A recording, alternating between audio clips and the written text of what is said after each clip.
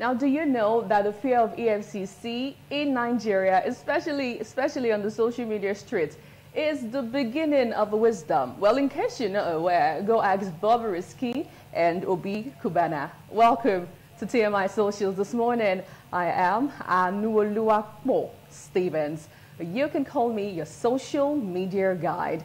Now let's quickly kickstart with what trended. We saw a shocking revelation, a shocking news, towards the late hours of yesterday evening as the presidential candidate of the People's Democratic Party, PDP, in the 2023 general election, Atiku Abubakar, and the Minister of the Federal Capital Territory, Nyesome Wike, yesterday attended the PDP's National Caucus meeting in Abuja, ahead of the party's National Executive Committee meeting scheduled to take place today. Now, this is the first time that the former Rivers State governor will be attending a meeting of the PDP since after the presidential election last year. Now, Mr. Wike has been at loggerheads with the PDP leadership and did not support the party's choice of Abubakar as the party's presidential candidate for last year's election. Let's go over to Abuja, where it all happened.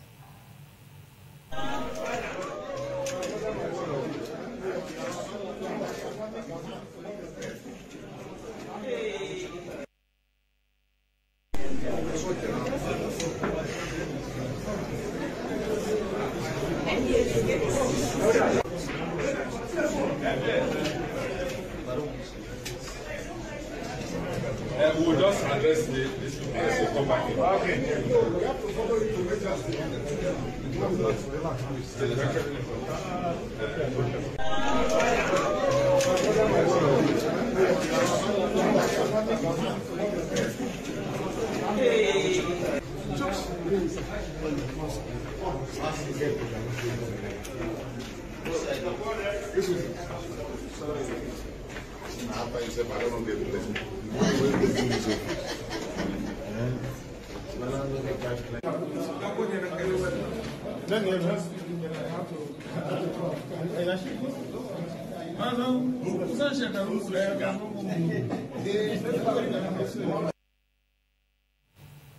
Now, what can you say? How have you been reacting? Let's see. This guy says, with the way I saw Atiku seated, it's only two-way from Wike deciding that... Okay, let's move over to another reaction.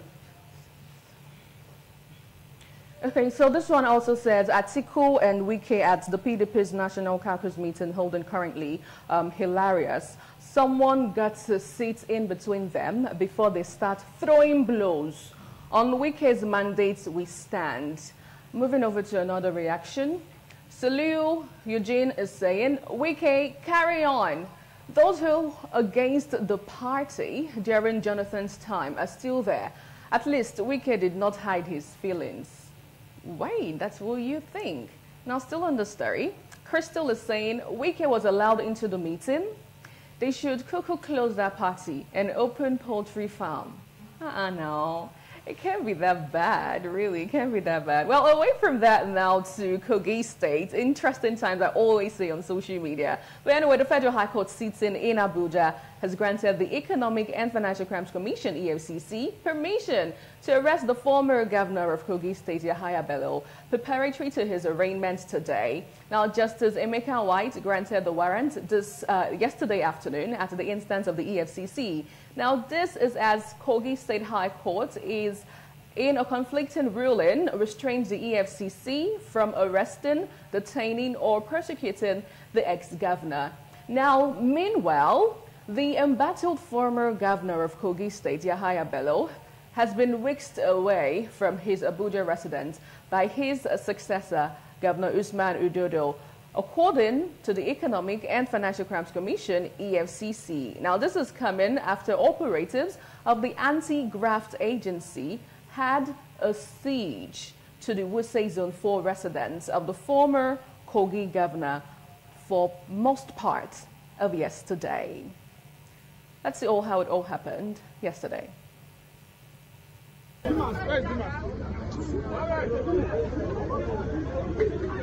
Benghazi Street at Wuse Zone 4 in the Federal Capital Territory was today cordoned off by armed operatives of the EFCC who laid siege as early as 9 o'clock this morning to arrest the former governor of Kogi State, Yahaya Bello.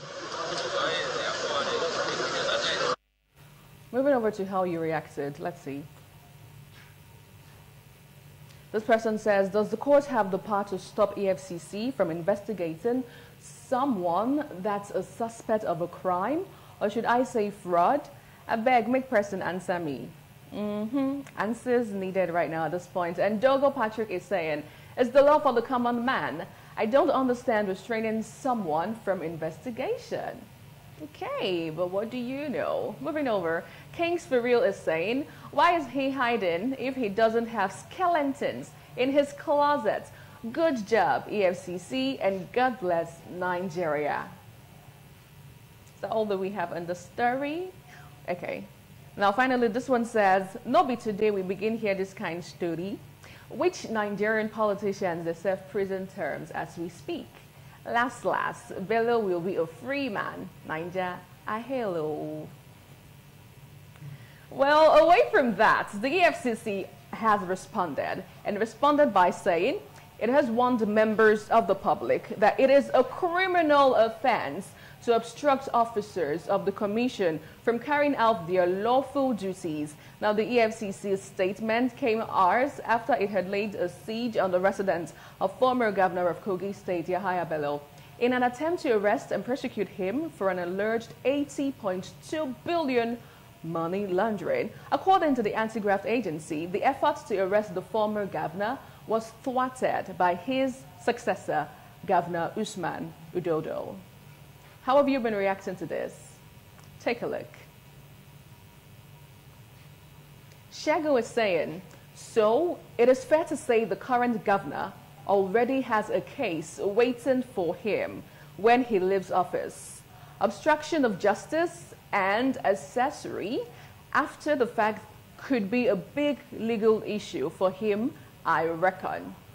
Okay, already thinking ahead, you say. Now this one is saying, I mean, didn't you guys have a court order or a search warrant? Or are your allegations against him a lie?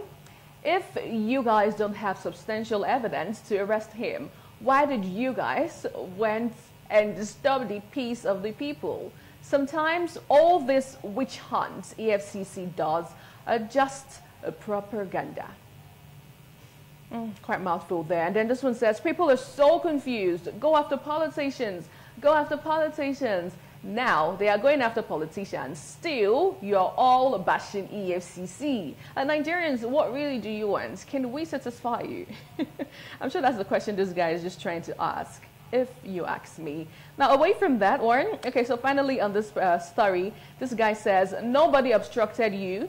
You played hard, while the former governor played smart. So, next time, when going on such raid, your men should be in a mass of 300 personnel, fully armed, and you put in same energy you used on Rochas or Kodocha, EFCC. You guys should do better. Kilo day. Well, away from all the political drama and brouhaha, moving over to the entertainment scene, where a renowned chess player, Tunde Onekoya, has embarked on a mission to break the Guinness World Record for the longest chess marathon.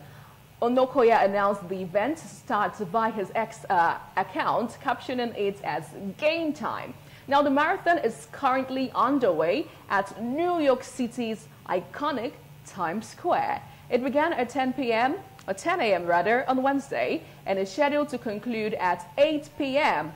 on April 9th. Onokoya aims to play continuously for 58 hours without suffering a defeat. He seeks to raise $1 million to support global chess education for children. How have you been reacting? Okay, so before we see how you've been reacting, let's go over to New York City, where it's all happening.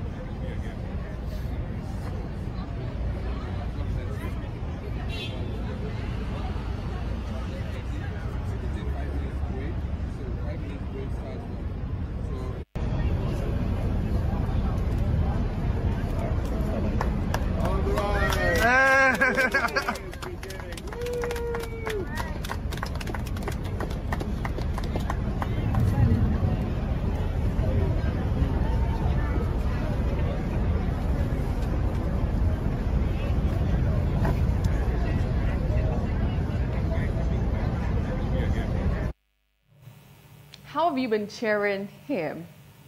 Let's see. Ifeanyi Chukwu Stephen is saying, good luck to you and your desire to raise awareness on quality education for millions of kids in Africa and beyond. And another user says, God bless Nigeria and Nigerians. Despite our several challenges, we have always created uniqueness against all odds. Still on this one? Let us see. Ibrahim Muhammad Abubakar is saying, Ghana is currently thinking of how to break the record, but dare we fail? Now, Blessing is also saying, a true son of the African soil. Go, man. We got you. We got you. We got you. I think I'll actually right now be thinking of, how to break a record if you ask me. But anyway, my final story for today, to put you in the mood of the weekend. I saw a viral video of singer Timaya looking impressively at his junior colleague, White's Money performance in the studio. It seems something really is cooking, if you know what I mean. Take a look.